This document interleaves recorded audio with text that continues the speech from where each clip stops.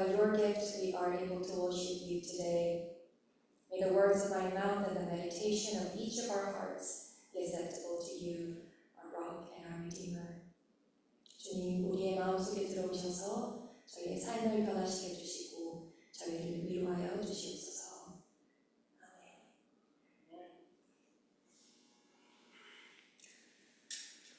Many stories in the Bible are boring. I've been studying theology for over 10 years now, and I have to admit that a lot of stories in the Bible do not interest me. What do these stories of people from 2,000 years ago have anything to do with me? A lot of us think. But there are also times when we do find ourselves in the stories of the Bible, and that's when the stories become personal to us. Today's Old Testament story is about a prophet called Elijah. On the outlook, it's a story about a prophet who was great. He is portrayed as one of the greatest figures in the Bible and one of the prophets who closely communicated with God. But today's story is also about a prophet who experienced depression, anxiety, and burnout. Elijah runs away with fear. He leaves everything behind and just runs into the wilderness. He was afraid, anxious, worn out, and couldn't see a way out. He's had enough, and he just wanted everything to end. Does this sound familiar to you or relatable to you in any way? Many contemporary readers believe that the prophet Elijah may have battled with depression during this time. Loss of appetite, unable to do anything but sleep, feeling hopeless and helpless. He fell asleep hoping to never wake up again. Very common symptoms that people struggling with depression experience. One might argue that as a prophet who was in a deep relationship with God, Elijah should have trusted in God instead of falling into despair. There are a lot of stigma surrounding mental health in our society and the church, which leads many Christians to judge themselves or others when they struggle with mental illness. A very common mistake that many Christians make is to tell themselves or someone who is going through a mental struggle to pray more or have more faith in God. People therefore hide their mental struggles or illness in Christian communities rather than openly sharing their struggles and seeking support.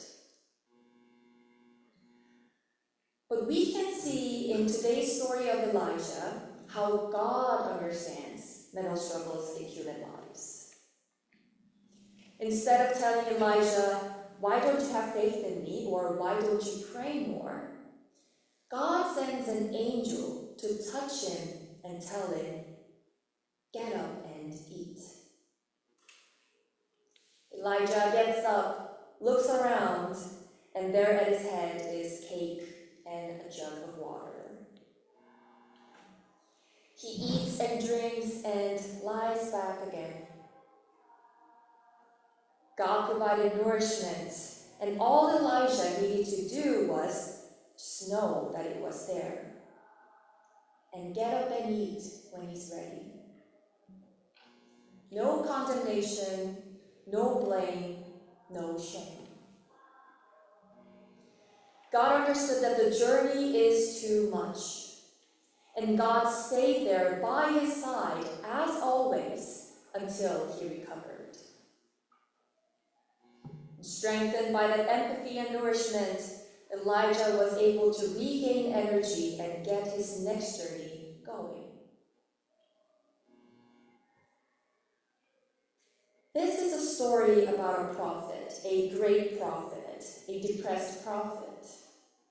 But Above all, it is a story about God. The God who knows what we are going through day by day.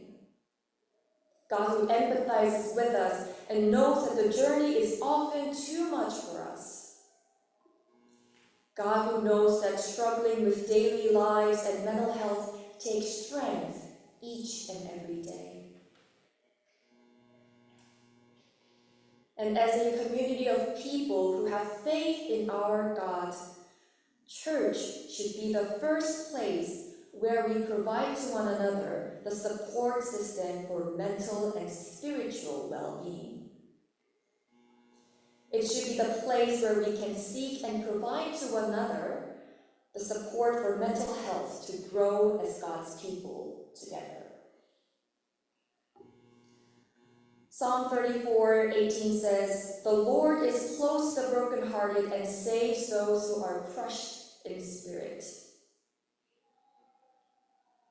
As people of God, God who understands our mental struggles and accepts us as who we are, let us simply be and receive God's nourishment when we struggle.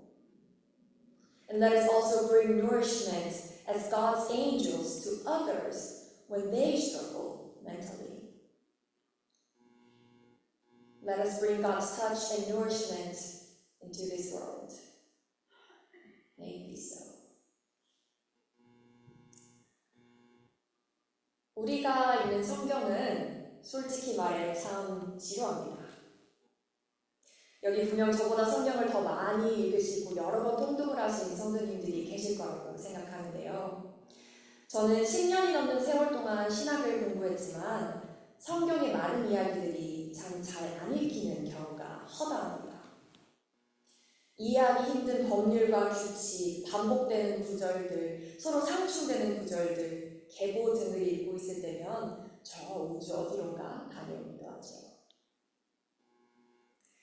아마도 그 이유는 성경의 많은 이야기들에 공감이 잘 되지 않는다고 느끼기 때문일 것입니다. 실로 2000년 전 사람들이 자신들의 세상과 하나님을 어떻게 경험했는지에 대한 이야기를 기록한 것이니 그럴 수밖에 없겠죠.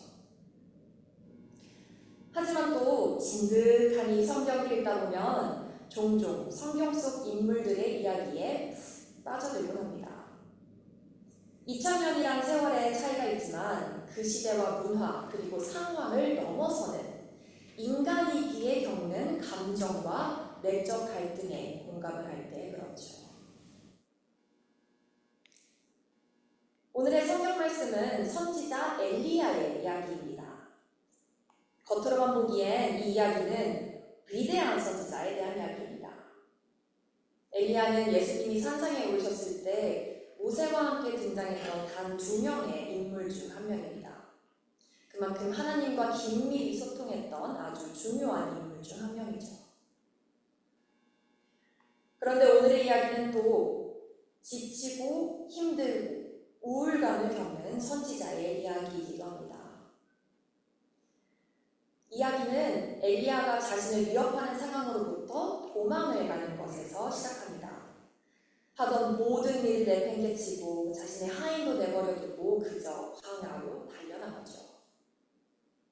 달리고 또 달리다가 더 이상 달릴 수 없을 때까지 달립니다. 그는 두려웠고 불안했고 지쳤고 막막했습니다. 그냥 모든 것이 끝나버렸으면 좋겠다고 생각을 했습니다. 혹시 살면서 이런 비슷한 감정을 느껴보신 경험이 있나요? 현대의 엘리야의 이야기를 읽는 많은 이들은 이 시기에 엘리야가 불안과 우울증을 견뎌내고 있었을 거라고 예상합니다. 입맛이 없고 잠을 자는 것 외에는 할 힘이 없고 무력감을 느끼는 것, 그리고 오늘 잠이 들면 그냥 내일 깨지 않았으면 좋겠다고 느끼는 것, 우울증을 견뎌내고 있는 사람들이 겪는 아주 흔한 증상들이지요. 혹자는 이렇게 말할 것입니다. 아니, 그 위대한 선지자가 신앙도 좋고 하나님과의 관계가 그렇게 깊으니까 어째서 우울증을 겪는 것인가? 기도가 부족해서, 신앙이 깊지 않아서 그런 것이 아닌가? 우리 사회 전반에서와 마찬가지로 그리스도교 공동체 안에는 정신건강에 대한 잘못된 낙인이 있습니다. 그리고 그 낙인은 그리스도인들로 하여금 정신건강의 문제를 겪고 있는 자기 자신 혹은 다른 이들을 쉽게 재단하게 만들죠. 육신의 건강에 대해서는 서로 이야기하고 걱정해주고 함께 기도해주는 문화가 잘 자리 잡혀 있지만 그 못지않게 중요한, 어쩌면 그보다도 오히려 더 중요한 정신건강에 대해서는 서로 쉽게 대화를 하지도 도움이나 기도를 요청하지도 않는 경우가 허다합니다. 정신건강의 문제를 겪고 있는 스스로에게 혹은 다른 이들에게 그저 기도를 하지 않아서 그렇다, 하나님을 더 깊게 믿으면 된다 라고 이야기하는 실수를 저지르곤 하죠. 그래서 정신건강의 문제를 겪고 있는 많은 그리스도인들은 자신의 상황을 숨기고 그렇게 점점 더 홀로 외로운 싸움을 하게 됩니다. 하지만 극심한 상황 혹은 인생의 변화를 겪을 때 우리는 누구든 언제든 열악한 정신건강 상태를 경험합니다. 1980년부터 2013년까지 63개국에서 실시한 메타 분석에 따르면 전체 인구의 30%, 즉 3명 중 1명의 꼴로 어느 시점에 정신건강 장애를 겪는 것으로 나타났습니다. 그리고 지난 몇 년간 세계 모든 지역에서 정신건강으로 어려움을 겪는 인구 수는 현격히 증가했다고 하죠.